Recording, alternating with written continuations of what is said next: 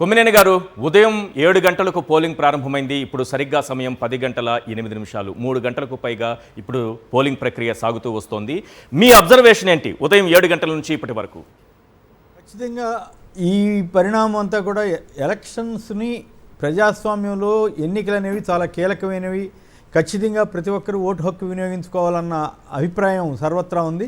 దానికి తగ్గట్లుగానే ఓటర్లు, ప్రత్యేకించి నాకు ఆసక్తి కలిగించిన అంశం ఏంటంటే మహిళలు, వృద్ధులు వీళ్ళంతా కూడా చాలా ఎక్కువ సంఖ్యలో, ఈవెన్ దివ్యాంగులు సైతం చాలా ఎక్కువ సంఖ్యలో 7 కాడి నుంచే క్యూలో నిలబడటం అనేది ఒక విశేషమైనటువంటి పరిణామం. సాధారణంగా సరే వేసవికాలం కాబట్టి కొంత ఆ ఎఫెక్ట్ ఉన్నప్పటికి కూడా దానికంటే ఎక్కువగా కూడా మామూలుగా గతంలో లేనంత జోష్ తోటి ఇప్పుడు వాళ్ళు వెళ్తున్న తీరు చూస్తే ఖచ్చితంగా ఇవేవో కొన్ని ఇండికేషన్స్ లాగా అనిపిస్తూ ఉన్నాయి. ఎందుకంటే ప్రధానంగా ఉదాహరణకి ముఖ్యమంత్రి గారు ఇవాళ ఏమన్నారు, అవ్వాతాతలు, మహిళలు వీళ్ళందరూ కూడా ఉత్సాహంగా వచ్చి ఓట్లు వేసుకోండి అన్నారు.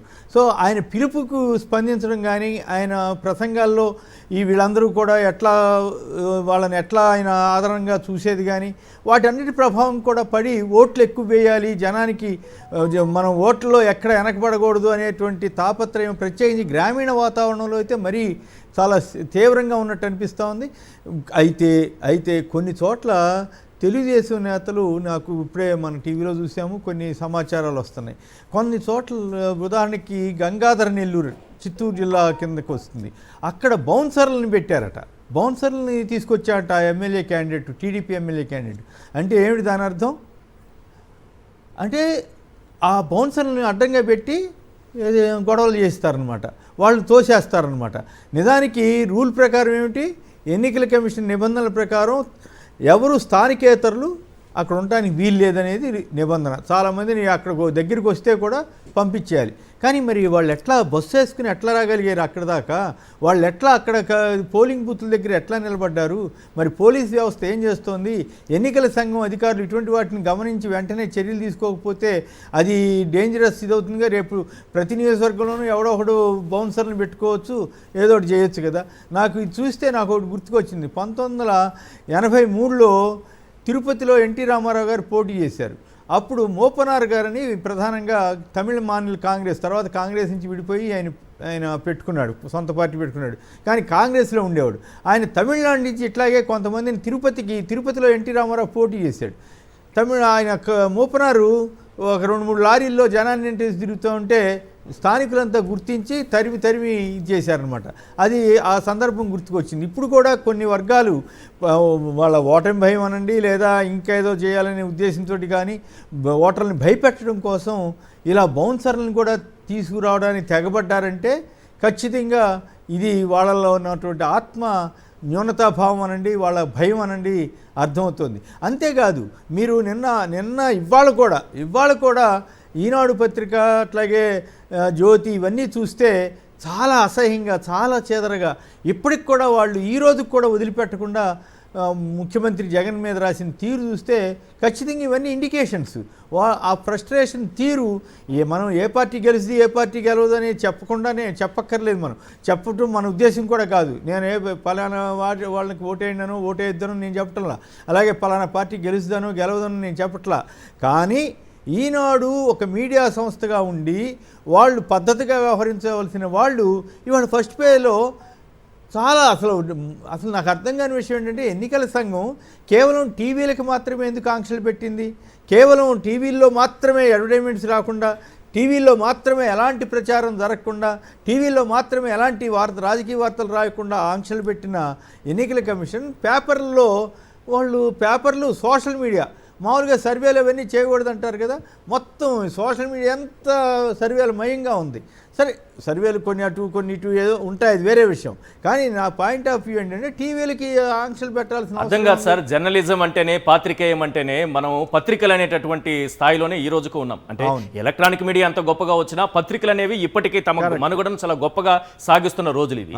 మీరు అన్నట్టుగా ఆంక్షలు అనేది ఒక టీవీలకు మాత్రం ఇచ్చి పత్రికలకు ఆంక్షలు లేకపోతే ఈనాడు, ఆంధ్రజ్యోతి లాంటి పేపర్లు రాస్తున్నటువంటి రాతలకి ఎవరు సమాధానం చెప్పాలి? ఖచ్చితంగా అసలు వాళ్ళు డైరెక్ట్గానే డైరెక్ట్గా అప్పీల్లే, పలానా వాళ్ళకి ఓటేసేయండి, పలానా ప్రభుత్వాన్ని తీసుకురండి. ఆటవిక రాజ్యం అని ఎడిటోరియలే రాసేశారు సార్. ఆటవిక రాజ్యం పోవాలని ఎడిటోరియల్ రాసేశారు. అది నిన్న రాశారు. ఇవాళ ఏంటి, ఇవాళ ఏదో చాలా ఏదో ఏంటిది పాపాయి అంట, 10 ఏళ్ల పాప అంట.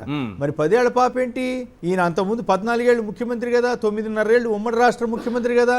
ఉమ్మడి రాష్ట్ర ముఖ్యమంత్రిగా ఉన్నప్పుడు 10 ఏళ్ల అప్పుడు ఆంధ్ర ఏరియా అంతా ఉమ్మడి రాష్ట్రం లేదా అంటే అప్పుడేమీ అభివృద్ధి జరగలేదని రామోజీరావు గారు చెప్పదలిచారా? అది మళ్ళీ 5 ఏళ్ళ తర్వాత ఆయనే కదా ఉంది. అయితే ఇక్కడ పాయింట్ ఏంటంటే, ఇక్కడ మనం చంద్రబాబు గారినో లేదా తెలుగుదేశాన్నో తప్పు పట్టాల్సిన అవసరం లేదు.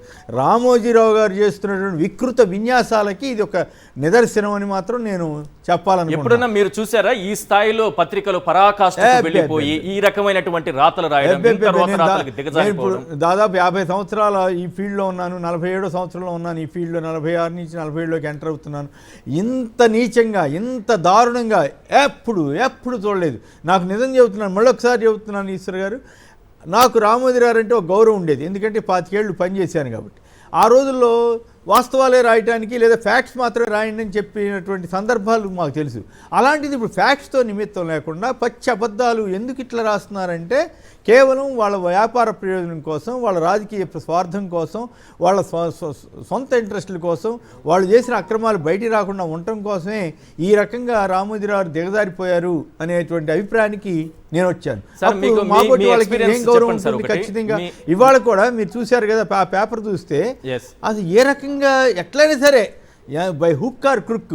అంతేకాదు, నిన్న ఒక టీవీలో అఫ్కోర్స్ యూట్యూబ్ ఛానల్ అనుకుంటా కదా, ఏకంగా ప్రశాంత్ కిషోర్ రంగంలో దిగాడు. నిన్న మల్లాది విష్ణు గారు కంప్లైంట్ కూడా చేశాడు కదా. అంటే దాని అర్థం ఏమిటి? వాళ్ళకి తెలియకుండానే ఒక విషయాన్ని చెప్పేస్తున్నారు. తమ ప్రత్యర్థులు చాలా బలంగా ఉన్నారు, ఆ బలాన్ని ఓడించడం కష్టంగా ఉంది కాబట్టి ఎలా అయినా సరే అడ్డగోలు ప్రచారాలు చేయాలి, అబద్ధాలు ప్రచారం చేయాలి. ఫస్ట్ టైం నేను చూస్తున్నా ఈ స్థాయిలో అబద్ధ ప్రచారాలు. నేను పుట్టకముందు ఎప్పుడో 1955లో అప్పుడు కమ్యూనిస్టుల మీద ఏదో వాళ్ళు భూస్వాముల భార్యల మెడల మీద అర్రులు వాచేటట్టు ఉంటే వాటి మీద కాడేసి తిప్పుతానన్నాడని ఒక తర్వాత సిపిఎం అయ్యాడు.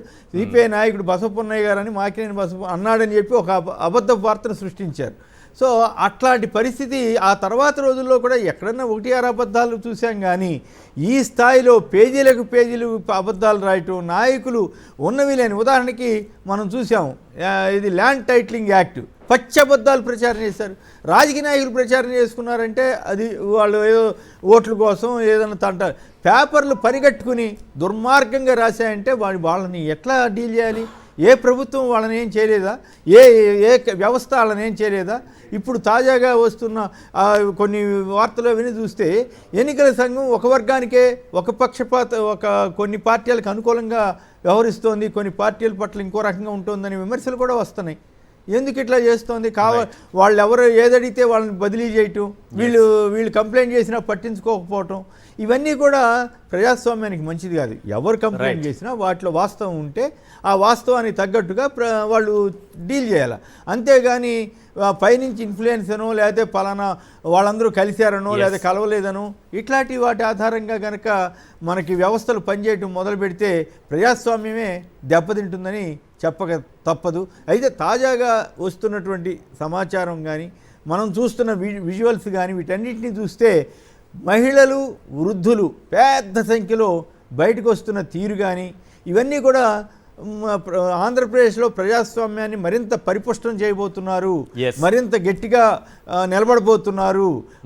అట్లాగే ఎవరికి ఓటేయాలన్న దాని మీద వాళ్ళంతా ఒక స్పష్టతతోటి ముందుకు వెళ్ళారు అనేటువంటి అభిప్రాయం అయితే కలుగుతుంది. మనం ఇప్పుడు అంచనాలు ఇవన్నీ టీవీలో చెప్పడం పద్ధతి కాదు. కానీ మనం సాయంత్రం 6 తర్వాత ఓటింగ్ అయిన తర్వాత అప్పుడు ఇటువంటి మాట్లాడుకున్నా కొంత ఇబ్బంది ఉండదు. కానీ ఇప్పుడు బట్ ఇండికేషన్స్ మాత్రం వృద్ధులు, మహిళలు వీళ్ళందరూ వెళ్తున్న తీరైతే ఖచ్చితంగా స్వాగతించదగింది, ఆహ్వానించదగింది. పర్సంటేజ్ ఆఫ్ పోల్ కూడా బాగా పెరగవచ్చు అనే అభిప్రాయం వస్తోంది. కాబట్టి దీన్ని ఎవరికి వాళ్ళు అనుభవించుకోవచ్చు. కొంతమంది పాజిటివ్ ఓటింగ్ అనుకోవచ్చు, కొంతమంది నెగిటివ్ ఓటింగ్ అనుకోవచ్చు. ఏదైనా సరే అత్యధిక సంఖ్యలో మహిళలు, వృద్ధులు రావటం, అందులో వికలాంగులు సైతం, దివ్యాంగులు సైతం రావటం అనేది చాలా గమనించవలసినటువంటి అంశమని మాత్రం చెప్పాలి.